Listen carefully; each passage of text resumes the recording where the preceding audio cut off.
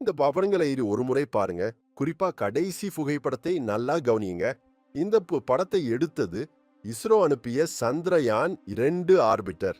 கடந்த சில நாட்களாக இந்த மூன் கிரேட்டர் புகைப்படம் உலகளவில் வைரலாகி வருகிறது. ஏன் தெரியுமா? என்றால் எதிர்காலத்துல சந்திரனில் மனிதர்கள் வாழ்வதற்கு பயன்படும் ஒரு முக்கியமான விஷயத்தை சந்திரயான் 2 இந்த கிரேட்டரில் கண்டுபிடிச்சது. ஆனால் நமக்கு நினைவிருக்கும் வரை சந்திரயான் 2 தோல்வி அடைந்தது தானே. அப்படியென்றால் இந்த வரலாற்று சிறப்புமிக்க கண்டுபிடிப்பு எப்படி நடந்தது? நேரம் 2019 செப்டம்பர் 7 இரவு 1:52 பெங்களூருவில் உள்ள இஸ்ரோ மிஷன் கண்ட்ரோல் ரூம் முழுவதும் நிரம்பியிருந்தது. ஆயிரக்கணக்கான விஞ்ஞானிகள் மூச்சை பிடித்து பார்த்து கொண்டிருந்தனர். அனைவரின் பார்வையும் அந்த பெரிய திரையின் மீதே இருந்தது. அந்த திரையில் ஒரு சிறிய டாட் மெதுவாக சந்திரனின் மேற்பரப்பை நோக்கி கீழே இறங்கி கொண்டிருந்தது. அந்த டாட் வேறு எதுவும் அல்ல, நமது இந்தியாவைச் சேர்ந்த விக்ரம் லேண்டர். இந்த விக்ரம் லேண்டருடன் இந்தியா கண்ட ஒரு பெரிய கனவும் இணைக்கப்பட்டிருந்தது.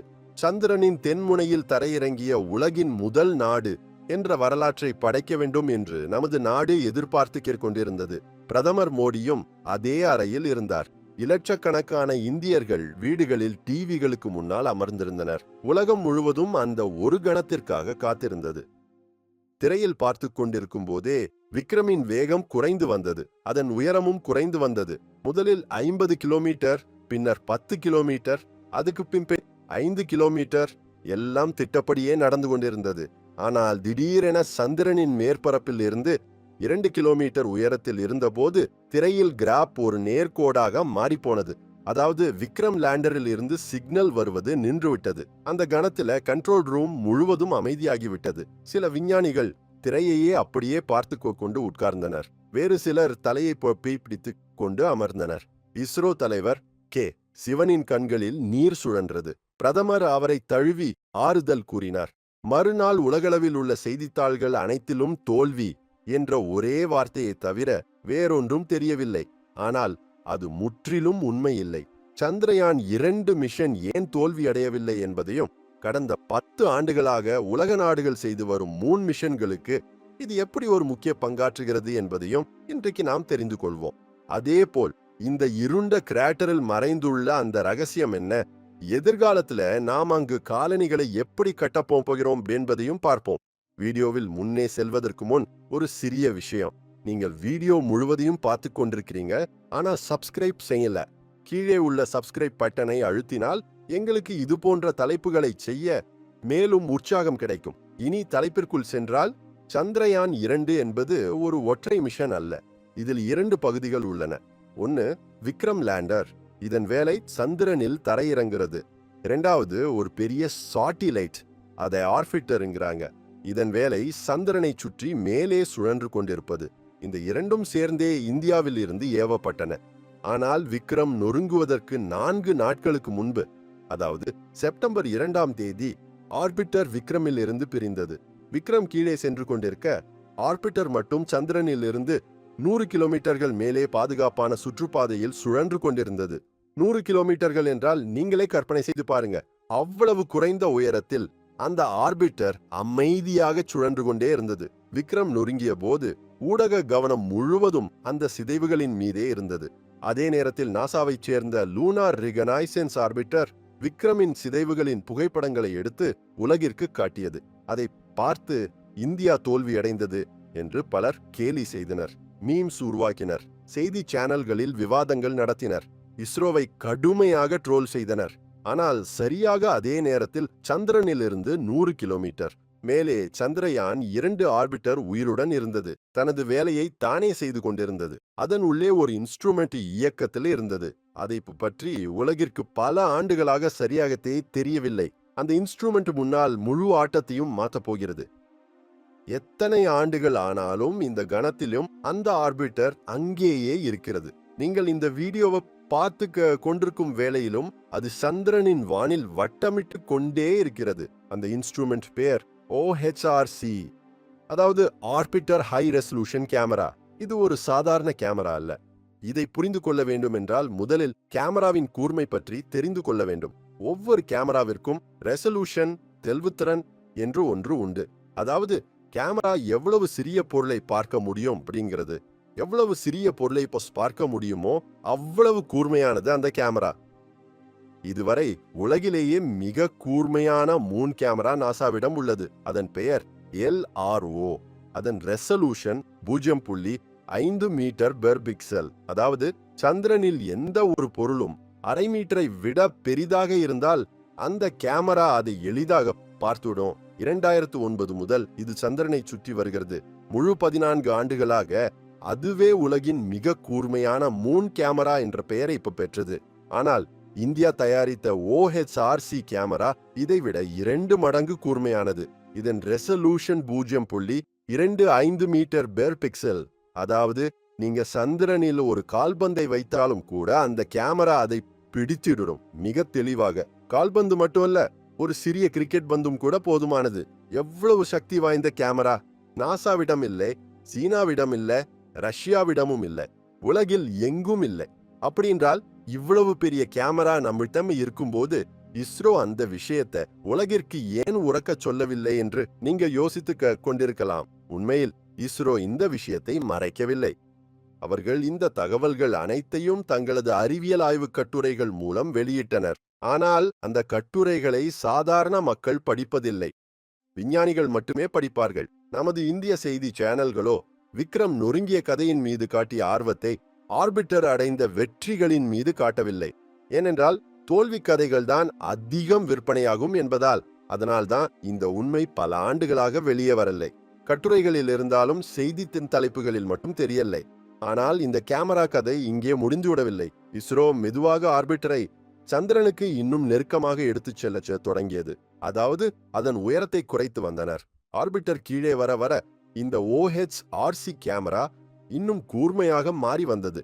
2023 இந்தியா அனுப்பிய சந்திரயான் 3 சந்திரனில் தரையிறங்குவதற்கு முன்பே OHRC அந்த இறங்குதளத்தின் புகைப்படத்தை எடுத்தது. அந்த புகைப்படத்தில் விக்ரம் லேண்டர், பிரக்ஞான் ரோவர் இரண்டும் மிக தெளிவாக தெரிகின்றன. அந்த புகைப்படத்தின் ரெசல்யூஷன் 17 சென்டிமீட்டர் பெர் பிக்சல்.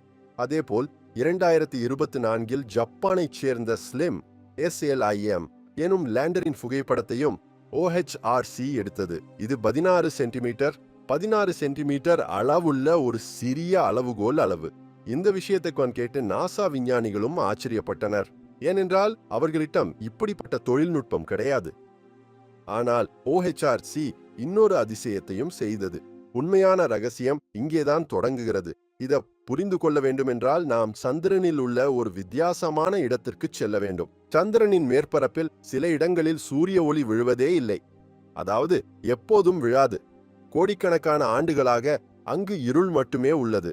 எப்போதும் அப்படியே இருக்கும். இப்படிப்பட்ட இடங்களை விஞ்ஞானிகள் நிரந்தரமாக நிழலிடப்பட்ட பகுதிகள், பெர்மனன்ட்லி ஷேடோட் ரீசன்ஸ், PSRs என்கிறார்கள். இந்த PSRகள் சந்திரனின் தென் முனையில் உள்ளன. இங்கு இருள் எவ்வளவு அடர்த்தியாக உள்ளது என்றால் சாதாரண கேமராக்களால் அங்கு என்ன இருக்கிறதுனே தெரியாது. நாசாவால் கூட இந்த இடங்கள்ல சரியாக பார்க்க முடியலை.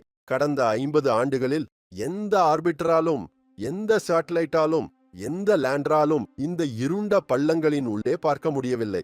ஆனால் இஸ்ரோ விஞ்ஞானிகள் OHRC உடன் ஒரு அற்புதமான யோசனையை சோதித்தனர். கிரேட்டரின் உள்ளே நேரடியாக சூரிய ஒளி செல்லாவிட்டாலும் கிரேட்டரின் சுவர்களில் பட்டு எதிரொலித்து சிறிதளவு ஒளி உள்ளே செல்லும் என்று அவர்கள் கருதினர்.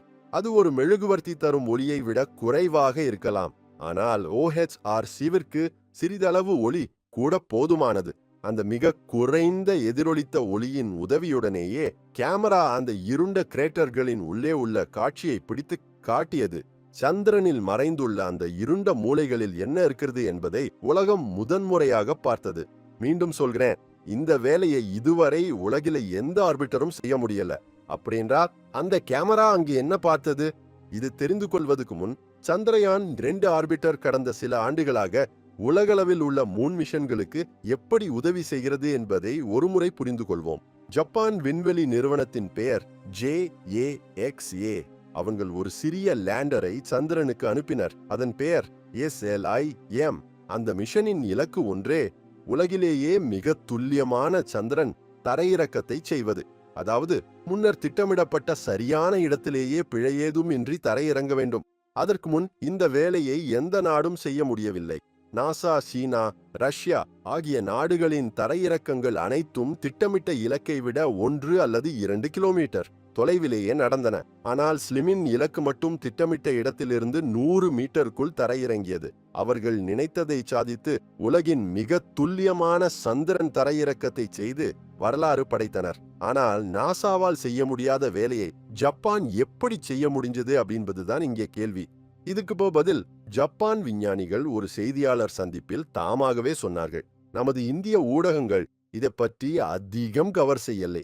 அவங்கள் என்ன சொன்னார்கள் அப்படின்றால், சந்திரயான் 2 ஆர்பிட்டர் கொடுத்த வரைபடங்கள் இல்லாமல் இந்த தரையிறக்கம் நடந்திருக்கவே முடியாது என்று ஒப்புக்கொண்டனர். அதாவது இஸ்ரோ ஜாக்சாவுடன் OHRC எடுத்த மிக கூர்மையான படங்களை பகிர்ந்தது. தரையிறங்கும் இடத்தின் சென்டிமீட்டர் அளவிலான வரைபடத்தை இஸ்ரோ அவர்களுக்கு அளித்தது. ஸ்லிம் தனது உள்ளமைந்த கணினியில் தரையிறங்கும் போது பயன்படுத்தியது அதே வரைபடத்தையே.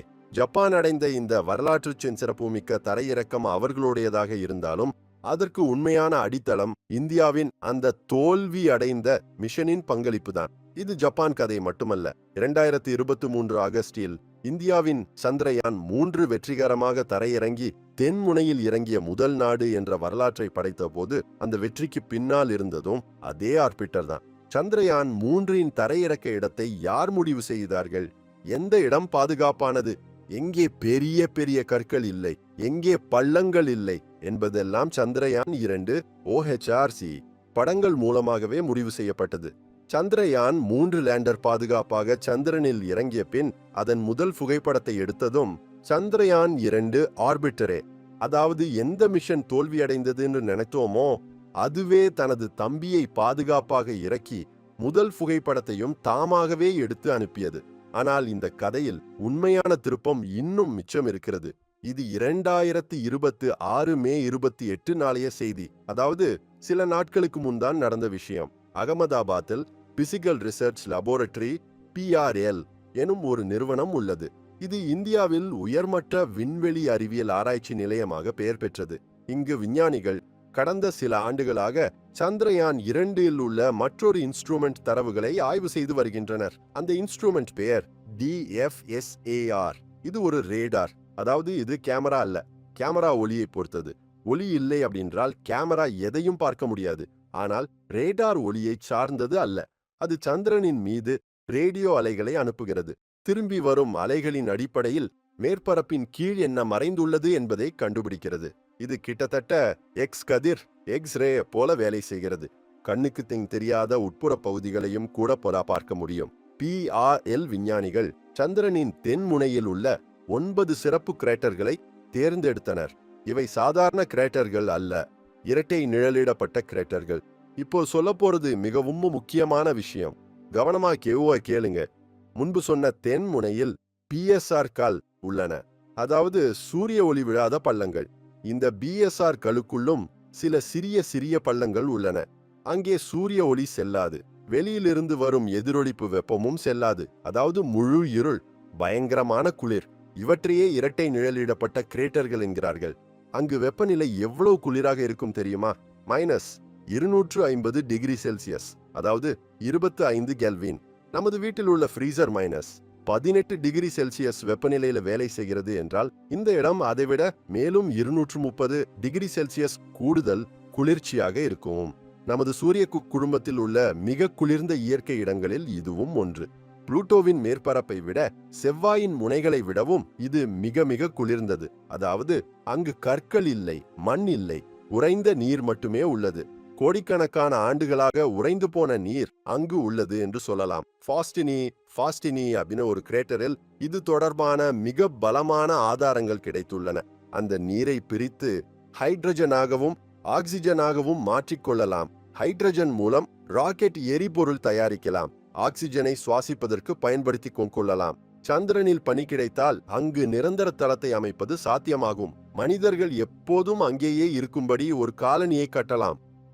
மூன் பேஸ் கட்ட வேண்டுமென்றால் நாம் சந்திரனுக்கு சென்று துளையிட்டு முனைகளிலிருந்து தண்ணீரை வெளியே எடுக்க வேண்டும் அப்படின்னு ஒரு காலத்தில் நினைத்து கொண்டிருந்தோம்.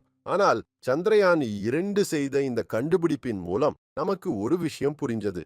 இனிமேல் எந்தவிதமான துளையிடுதலும் தேவையில்லை, வெறுமனே கொஞ்சம் தோண்டினால் போதும் என்று அனைவரும் எளிதாக சொல்லிக் கொண்டிருக்கிறார்கள். அதுவும் இந்த ஆர்பிட்டர் தரவுகளின் மீதே அடிப்படையாக உள்ளது. அதாவது வரும் 10 ஆண்டுகளில் இந்தியாவாகட்டும், ஜப்பான் ஆகட்டும், வேறு எந்த நாடாகட்டும் செய்யும் ஒவ்வொரு பெரிய மூன் மிஷனும் ஏதோ ஒரு வகையில் சந்திரயான் 2 பணியுடன் இணைக்கப்பட்டிருக்கும் என்பதாகும். எனவே தோல்வி என்பது என்றைக்கும் தோல்வி இல்லை. அதை உன்னிப்பாக ஆராய்ந்தால் அதிலிருந்தே வெற்றிகள் பிறக்கும் என்பதற்கு இது ஒரு உதாரணம். வீடியோ பிடித்திருந்தால் லைக் செய்யவும், ஷேர் செய்யவும். இதுவரைக்கு எங்கள் சேனலை சப்ஸ்கிரைப் செய்யவில்லைனால் இப்போதே சப்ஸ்கிரைப் செய்து அருகில் உள்ள பெல் ஐகானை கிளிக் செய்யவும். அடுத்த வீடியோவில் மீண்டும் சந்திப்போம்.